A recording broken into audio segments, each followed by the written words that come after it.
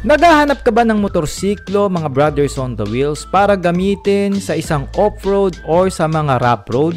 Aba, baka ito na yon, the Skygo Hero 125 na isang dual sports underbone bike. Pero bago tayo magpatuloy sa ating walk around review, sa mga gusto at nais pong suporta ng ating YouTube channel, huwag nyo pong skip ang ads. At kung dito naman kayo sa Facebook nanonood, i-share nyo naman po ang ating episode.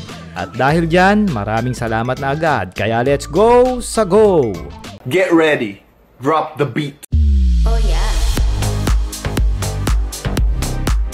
Oh yeah. Oh yeah. Ang motorsiklong ito ay isang dual sports underbone cab. At kung titignan natin ay inspired siya sa kilalang model bikes ng Honda, yan nga ang XRM 125. Dito sa harapan mga brothers, kung titignan mo para siya isang enduro na mini bike dahil meron siyang handguard at malapad na handlebar at meron pa yung handlebar support na mainam gamitin sa mga off-road na daanan. Ang front fender natin dito mga brothers, extended na ito para hindi basta-basta maputikan ang motorsiklo, especially pagdating dyan sa kanyang makina. Mahaba ang kanyang front telescopic port para sa mga off-road na daanan at sa mga lubak na lalagpasan nito. Ang ating ilaw dito sa harapan ay binubuo pa ng conventional bulb pagdating sa kanyang turn lights, headlight at park light nito. Meron tayo ritong tire size sa unahan mga brothers ng 2.50 by 17 inches na rim.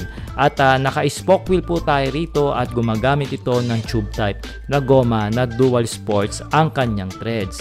Ang preno naman ito mga brothers ay gumagamit ng 2-piston pot caliper na may saktong laki pagdating sa kanyang disc rotor.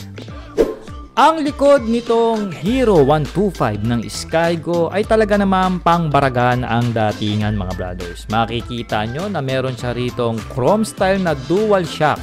At ang maganda pa rito mga brothers, adjustable na yan para depende sa inyong mga bigat.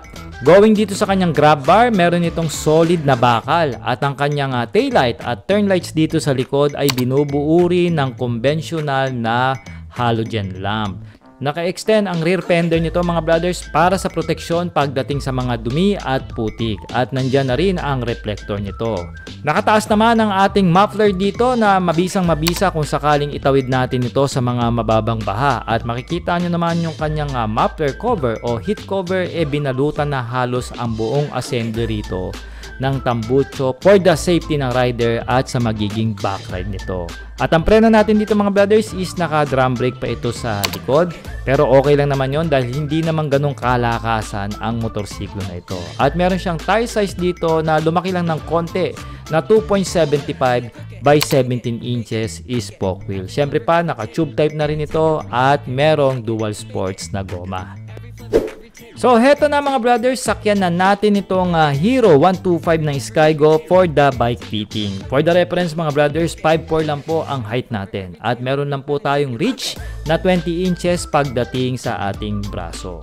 So ganito po ang itsura pag nakasakay na ang isang katulad natin. Ang gusto ko dito, mataas yung kanyang handlebar at malapit sa atin, no? So nagbibigay siya ng magandang loose o pagkaluwag pagdating sa ating braso na makakatulong para maging komportable ang ating pagmomotor habang gamit itong si Hero 125. Ang gusto ko pa dyan, bulky yung kanyang manibela o wide, kaya naman madali natin ma-steer ito, especially sa mga off-road at mga rough road na daanan. Ang gusto ko pa rito yung handguard niya, talaga nagmumukha siyang pang off-road na motor Tapos pa mga brothers, may seat height lang ito na 770mm. Kaya naman sa mga 5'3", 5'4", 5'5 dyan na katulad natin, hindi kayo mahihirapang i-manage ito. Siguro kahit mga 5 flat pa kayo dito, titingkayad kayo rito, konting-konti lang.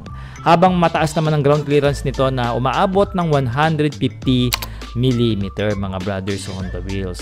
At pagdating sa kanyang bigat mga brothers, meron itong net weight na saradong 100 kg. So napakagaang po ng motorsiklong ito. Kaya naman kung gagamitin din natin ito sa mga matatraffic na daan at sa mga makikipot na daanan, ay hindi po kayo mahihirapan imanobra o maneuver ang motorsiklong ito. Tsaka yung advantage ng gaang niya mga brothers, kung gagamitin nyo talaga na ipanik sa bundok ang motorsiklong ito, hindi kayo ganun mapapagod. At syempre hindi rin kayo basta-basta sisemplang dahil nga magaang lang siya. Kaya sa bike fitting mga brothers, nagustuhan ko yung laro rin ng front suspension niya, malalim yung baon, napakaswabe, siguro lalo na pagka pinapatakbo na natin ito kung sakaling mate-test ride natin ito ng actual. Kaya bike fitting, approve mga brad.